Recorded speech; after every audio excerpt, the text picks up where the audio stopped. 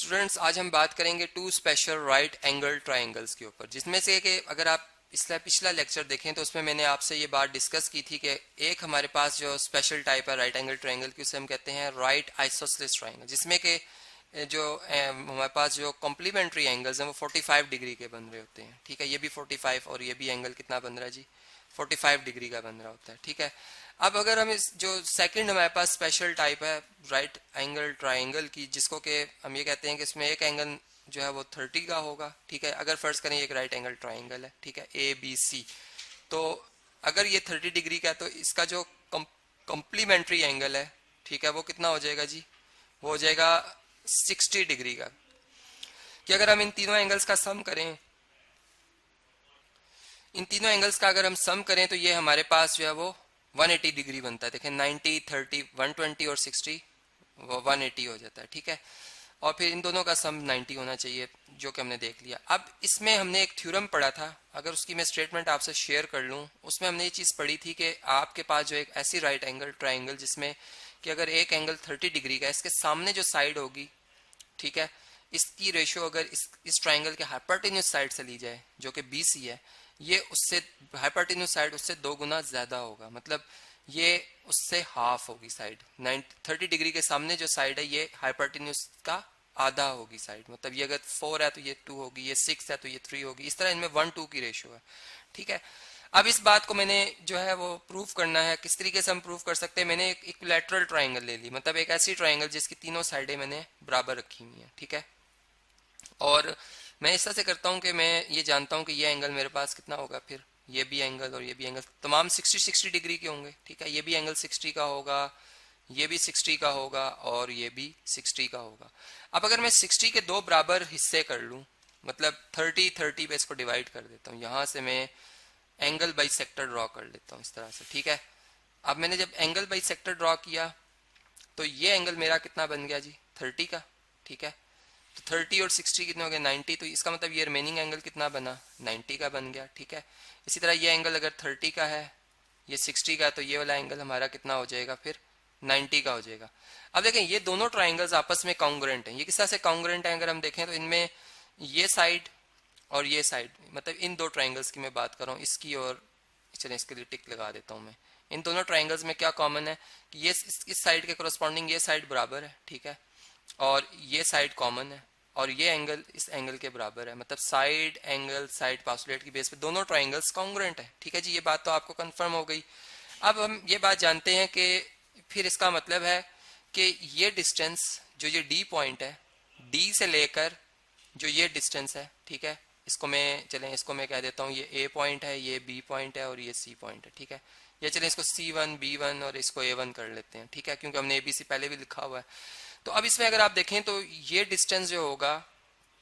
वो मतलब D से लेकर A जितना डिस्टेंस है उतना D से लेकर C डिस्टेंस। D इनका क्या चीज है जी, मिड पॉइंट है। क्यों मिड पॉइंट है, क्योंकि दोनों ट्राइंगल्स जो है वो आपस में कॉन्ग्रुएंट है। ठीक है, ये क्या हो जाएगा, इसका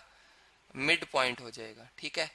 तो अब अगर हम ये बात जानते हैं, ठीक है, तो हम फिर ये भी जानते हैं कि जो D से लेकर A1 तक का ये जो डिस्टेंस है, ठीक है, अगर ये 1 यूनिट हो तो फिर D से लेकर C1 तक ये डिस्टेंस जो होगा ये भी कितना हो जाएगा, 1 डिस्टेंस हो जाएगा। ठीक है, और यहाँ से लेकर यहाँ तक ये जो डिस्टेंस हो जाएगा ये कितना हो जाएगा, ये 2 यूनिट हो जाएगा, मतलब ये भी 2 यूनिट हो जाएगा, ये भी 2 यूनिट हो जाएगा। ठीक है, अब अगर मैं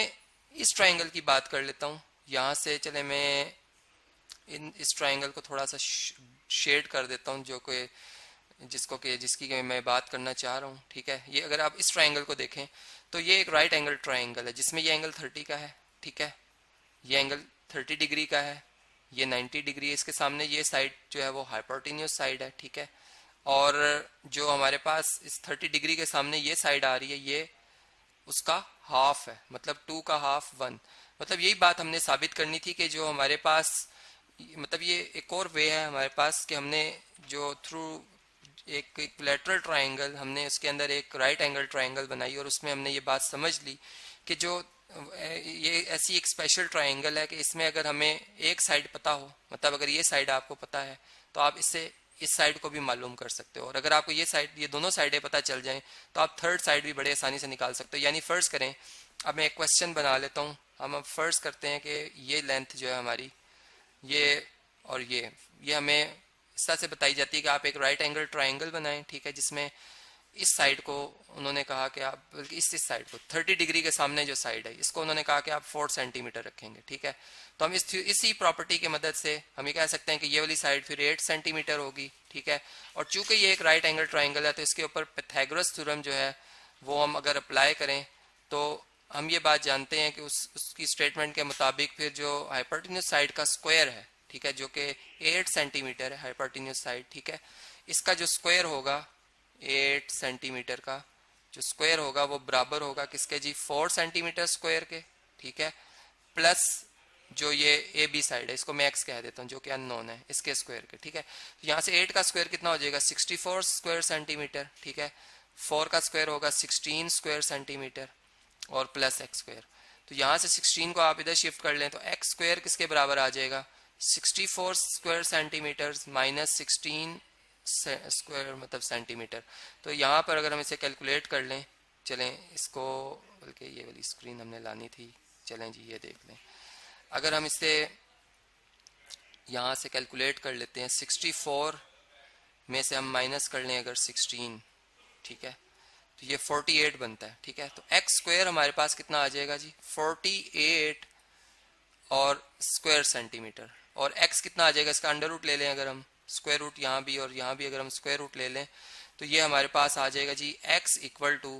48 को आप लिख सकते हैं 16 मल्टीप्लाई बाय बल्कि 16 मल्टीप्लाई बाय 3 लिख सकते हैं, ठीक है, और सेंटीमीटर का स्क्वायर रूट लिया तो स्क्वायर खत्म हो जाएगा, सेंटीमीटर आ जाएगा जो कि स्क्वायर रूट से बाहर लिखा हमने। 16 एक परफेक्ट स्क्वायर है, 4 का स्क्वायर होता है 16, ये स्क्वायर रूट से बाहर और ये 3 इसमें। तो इस तरीके से हमने देखा कि हमारे पास जो एक